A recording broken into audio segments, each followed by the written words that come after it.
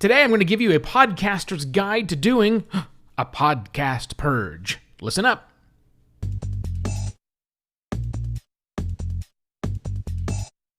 Hello and welcome to another Podcast Pontifications with me, Evo Terra.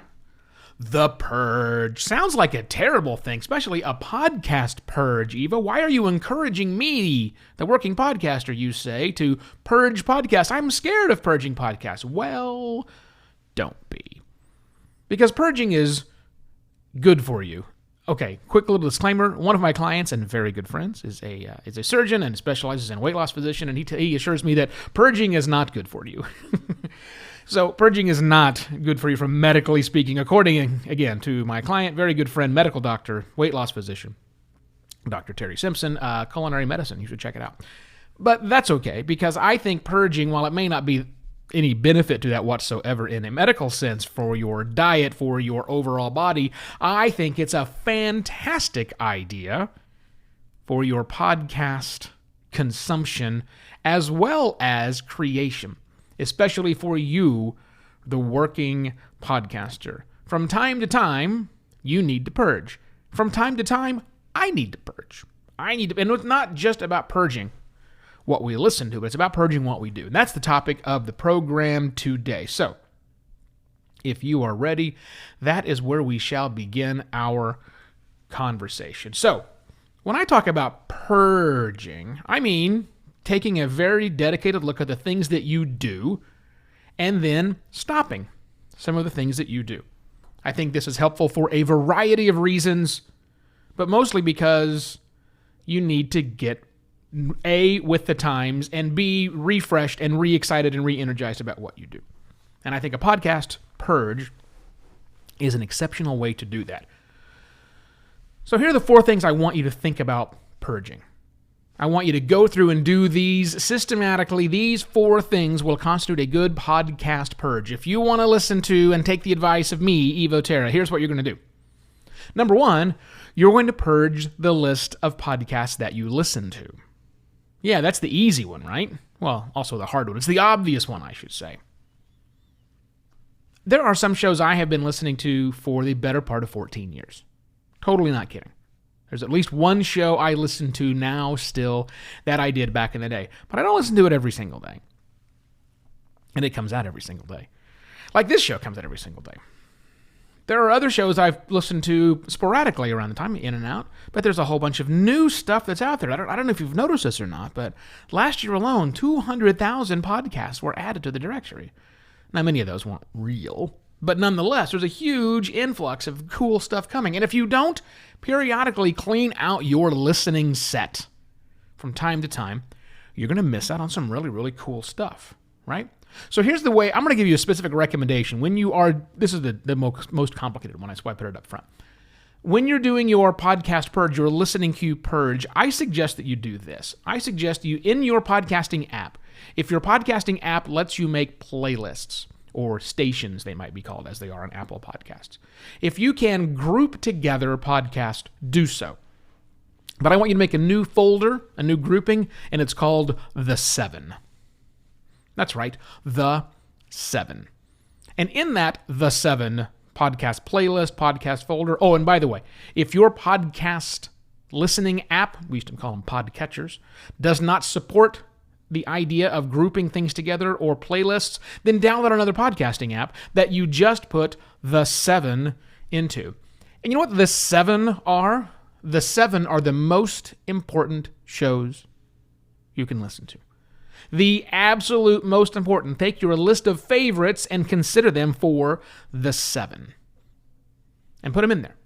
And The 7 is where you turn to every day before anything else that you do. When you're ready to listen, you pull up The 7.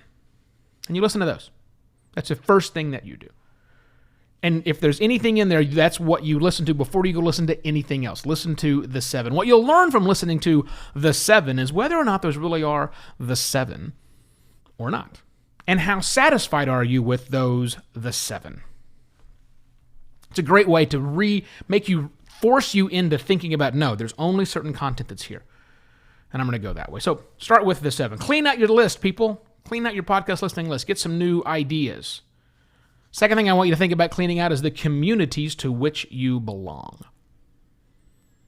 Chances are, if you're a working podcaster, and you are, because that's why you listen to this show, you probably belong to one or more Facebook groups, maybe a Discord server or two, maybe one of the Reddit groups that are out there, something else, some community that you are involved with, and perhaps you have been involved with for a very long time. I want you to reevaluate those. I want you to think about the time and energy it takes to be there and stay on top of it, and also connect with all those people. Are those really good places to go for you? Here's the other part. Are there new ones that are out there? If you're not really engaging in the communities you're in right now, then turn them off. Unsubscribe. Unfollow them for a while. You can always come back to them. And go discover new areas. That helps combat the group think. That helps break your bubble.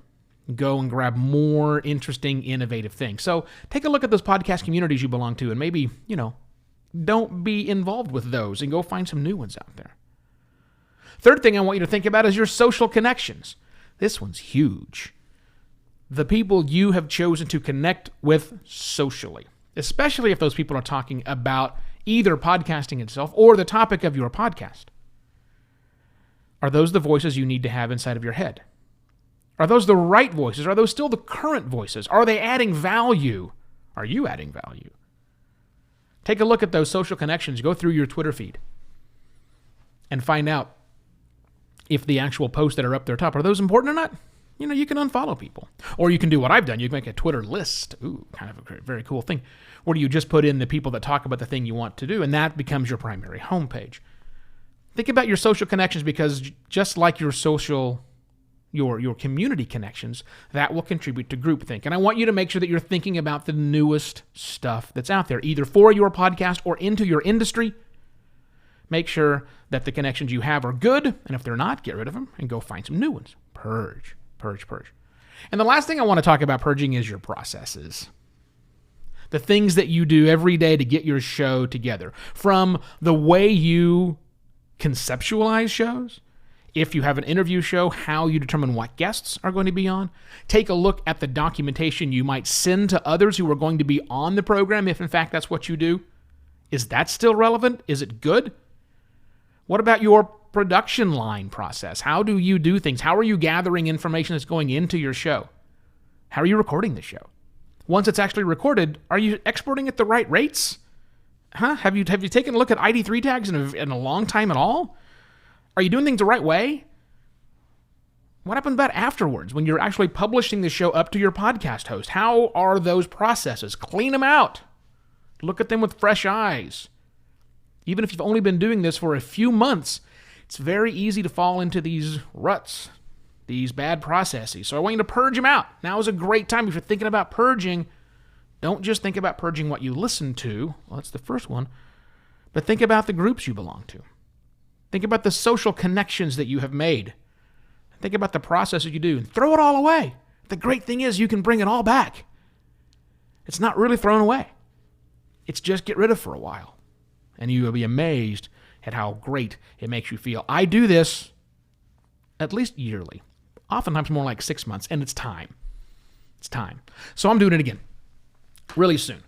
Hey, I hope you found this valuable. If you're a business out there and you're thinking about podcasting, you're worried about processes, you're worried about the ideas of, how do we make sure we're doing things right, not just today, but forever? My firm launches podcasts and keeps them running for businesses all over the world. This is what we do.